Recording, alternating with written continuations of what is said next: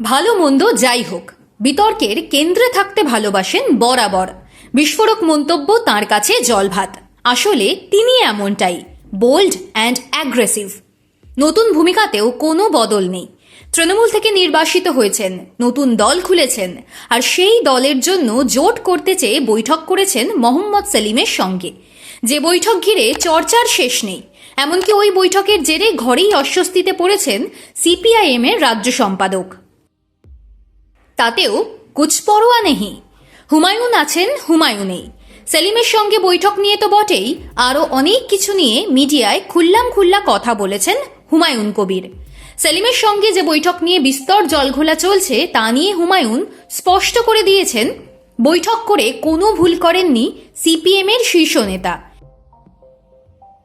এই বৈঠকের পর থেকে গুঞ্জন মুর্শিদাবাদ থেকে নির্বাচনে দাঁড়াতে পারেন সেলিম। এই প্রসঙ্গে হুমায়ুন যা বলেছেন টিভি9কে, তাতে কিন্তু সম্ভাবনা একেবারে উড়িয়ে দেওয়া যাবে না। হুমায়ুন বলেছেন, সেলিম সাহেবকে আমি নিজে বলেছি মুর্শিদাবাদে একটা সিটে দাঁড়াতে হবে, মানুষ ভোট যাতে দেয় আমি দেখব। উনি রাজি হননি এখনো পর্যন্ত। আমি রানীনগরে ডক্টর হুমায়ুন কবিরকে প্রার্থী করেছি। যদি সেলিম সাহেব দাঁড়ান আমি সেই আসন ছেড়ে দেব, কিন্তু সেলিম সাহেব এখনো আমাকে আশ্বস্ত করেননি। হুমায়ুন তার মতো করে বলেছেন, কিন্তু জনতা উন্নয়ন পার্টির সঙ্গে জোট আদেও হবে কিনা সিপিএম এর, তা নিয়ে অনেক যদি কিন্তু আছে। সেলিম বলেছেন, তিনি হুমায়ুনের মন বুঝতে গিয়েছিলেন, কিন্তু ওই বৈঠক ঘিরে সিপিএম এর অন্দরে তুমুল আলোড়ন তৈরি হয়েছে। সরাসরি না হলেও ঘুরিয়ে এ নিয়ে সমালোচনা করছেন অনেকেই। সিপিএম এর সঙ্গে আদেও জোট হবে কি হবে না সেই বিষয়টা নিজেও নিশ্চিত করে বলতে পারেননি হুমায়ুন।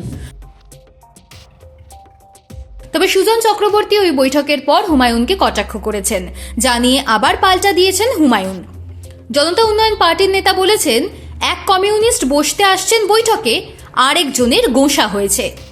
আমার জেলায় আরএসপির কোনো অস্তিত্ব নেই। সেলিমবাবু মনে করেছেন 2021 সালে যে জোট করেছিলেন সেটা ফলপ্রসূ হয়নি। আগামী দিনে দলকে ঊর্ধ্বমুখী করতে হয়, তাহলে এক হতে হবে। সেই সঙ্গে হুমায়ুন জোট প্রসঙ্গে বলেছেন, যদি সঙ্গ দেয় তাহলে ভালো।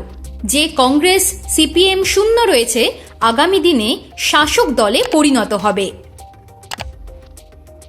হুমায়ুন কবিরকে নিয়ে কি সিদ্ধান্ত নেবে বামেরা, তা খুব শিগগিরই জানা যাবে।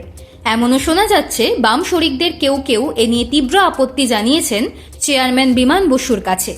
এই পরিস্থিতিতে হুমায়ুনের দলের সঙ্গে জোটের সম্ভাবনা দেখছেন না অনেকেই, কিন্তু রাজনীতির মতো সম্ভাবনাময় শিল্পে কখন যে কি হয় তা আগে থেকে বলা খুব মুশকিল।